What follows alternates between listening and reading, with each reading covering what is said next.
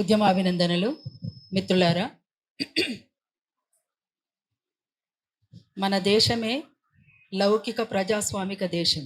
ప్రజాస్వామ్యం అంటే మాట్లాడే స్వేచ్ఛ ఉండాలి, ప్రశ్నించే స్వేచ్ఛ ఉండాలి, అవసరమైతే ఎదురు తిరిగే స్వేచ్ఛ కూడా ఉండాలి. అది మనము మన రాజ్యాంగంలో కూడా పొందుపరుచుకున్నటువంటి పరిస్థితి ఉన్నది. మరి ఈ విషయంలో రాజ్యాంగ ఉల్లంఘన ఇక్కడ ప్రొఫెసర్ నాగేశ్వర్ సార్ ఎక్కడ కూడా తప్పలేదు.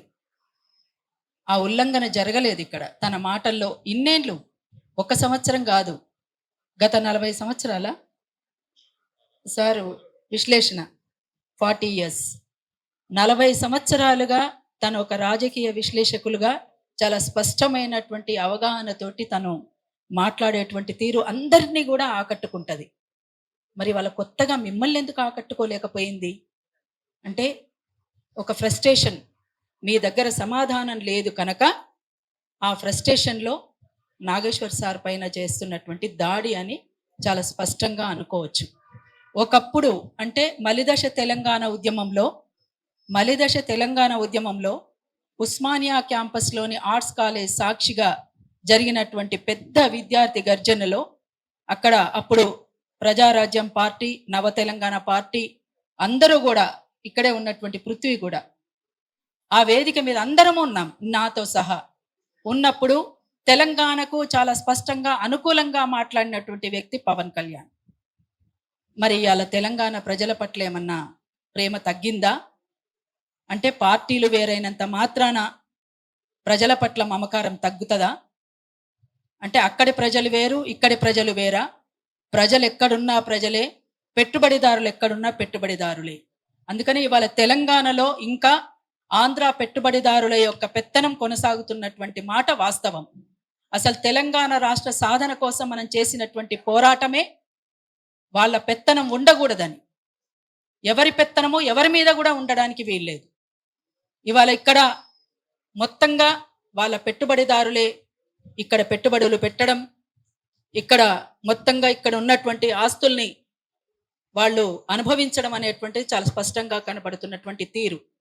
అయితే అదొక అంశం. అయితే ఇవాళ ప్రొఫెసర్ నాగేశ్వర్ సార్ తన చిన్నతనంలోనే, స్కూలింగ్లోనే తన ఫ్రెండ్ని, ఒక కింది కులానికి సంబంధించినటువంటి వ్యక్తి తన ఫ్రెండ్గా ఉండడం పట్ల వాళ్ళ ఇంట్లోనే వ్యతిరేకత వస్తే భరించినటువంటి వ్యక్తి కాదు. ఆనాడే భరించలేదు తను. ఇప్పటికీ కూడా కింది కులాల పట్ల ప్రేమ, సమాజం పట్ల బాధ్యత కలిగినటువంటి వ్యక్తిగా మనం చూస్తాం. మరి మీకు కొత్తగా ఎందుకు నాగేశ్వర్ సార్ విషయంలో ఏ కోణం కనిపించిందని తన మీద దాడి చేయడము, తనని అరెస్ట్ చేయాలనుకోవడము, నోరు మూసుకో అని మాట్లాడడము, ఇవాళ ఇంత ఇబ్బందికరంగా ఒక ప్రొఫెసర్ పట్ల ఎందుకు ఈ రకంగా మీరు చేస్తున్నారు అనేటువంటిది ఒక పెద్ద ప్రశ్న.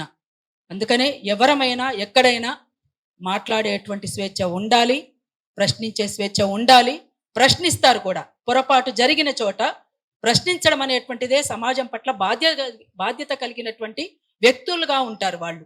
లేదంటే అసలు వాళ్ళకి బాధ్యతనే లేనట్టు. ప్రశ్నించకపోతే ఇంకా బాధ్యత ఎక్కడున్నది? మరి ఇంత జరుగుతుంటే, ఇంత చర్చ జరుగుతుంటే, ఇంత సీరియస్గా ఈ రకమైనటువంటి దాడులు కొనసాగుతూ ఉంటే ఒక ప్రొఫెసర్ నాగేశ్వర్ సార్ దగ్గరనే ఆగిపోతుందా? ఇది ఈ రకమైనటువంటి మొదలైనవి అంటే ఎక్కడి దాకానైనా పోతాయి ఇవి. అందుకని ప్రపంచంలో మొత్తంగా ప్రపంచ స్థాయిలో ఉన్నటువంటి నాగేశ్వర్ సారు యొక్క తన విశ్లేషణను ఎవరెవరు ఎంతకాలం నుంచి చూస్తున్నారో ప్రతి ఒక్కరు కూడా స్పందించాల్సినటువంటి అవసరం ఉన్నది దీని మీద.